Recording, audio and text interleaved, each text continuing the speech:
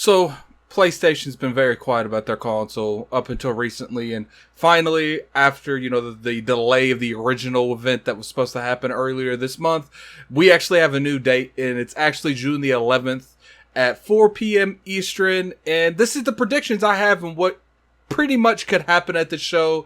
I'm going to give my predictions, and I'm going to give some off the wall, drop the mic moments that probably will never happen. But before we get in the video, definitely hit that like button if you guys enjoyed the video. You can always subscribe for weekly content. You can always follow me on Twitter at LordAddictILP. All of that will be in the description below. Without any further ado, let's go on and get on with the video.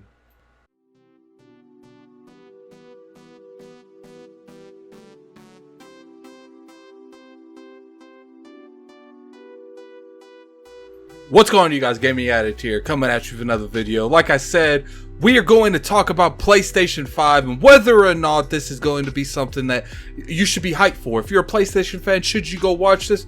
The answer to that is yes. You should definitely go watch this. I have a feeling PlayStation's about to unveil a lot of different things.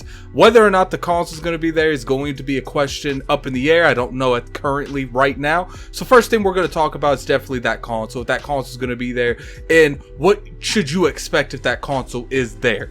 Okay, right now I'm saying the console's not going to be there. But if the console is there by any chance, because I think this is one of those flip of the coin moments that we don't know what Sony's doing. And sometimes I don't even know if Sony knows what Sony's doing. I think that price is going to be there too. And I think it's going to be $399. Yes, I said $399. I know I've said $499 in the past. But for some reason, I feel like Sony's going to compete. Because it's not necessarily they're scared of Microsoft, but they definitely want to make sure that this current momentum that they've had this entire generation doesn't change because of price point. Now, in terms of games, the biggest reason that we come to these platforms and we buy these games so we can play these games on this hardware, what could they possibly have that would really interest people? Sony has always been a very diverse company. Me personally, I feel like Microsoft's starting to level the playing field with that a little bit, maybe a little bit be more diverse than Sony. That's just my personal opinion.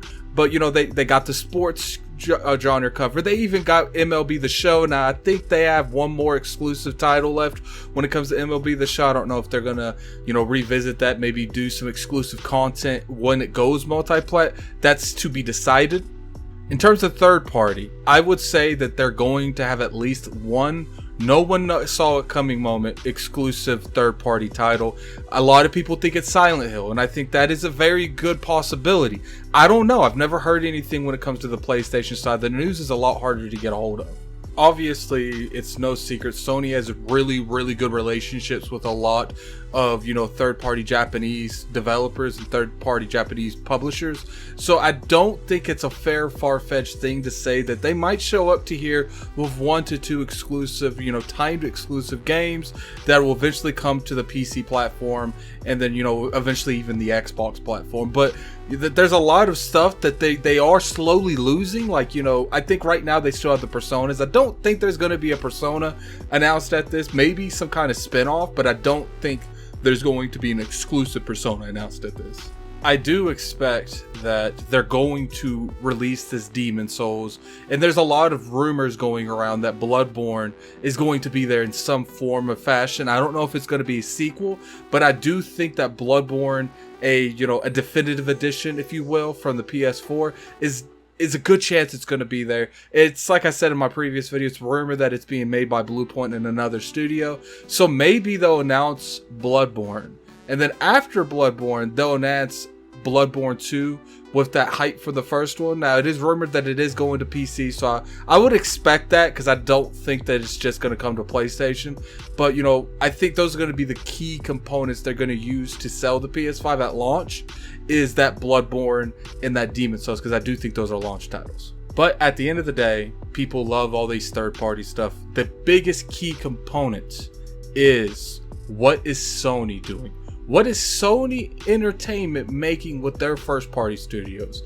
And what are they going to do in the future to get you as a consumer to safely invest into their ecosystem? Because that's what it's all about. They make games to entice the consumer base to go to them and not other competition, to buy their console so you can play that game at that location. I think we're going to see Ratchet and Clank. And the reason I say I think we're going to see Ratchet and Clank, because I do feel like Ratchet and Clank is one of that, you know, the iconic titles that they can put on there as a launch title. And even if it's like a $40 to $60 game, it doesn't have to be necessarily a $60 game. It will get people a lot of hype because they really enjoyed the first Ratchet and Clank. It was highly reviewed, it sold well. So I think that could definitely be a good launch title to get people to invest into their ecosystem off the start.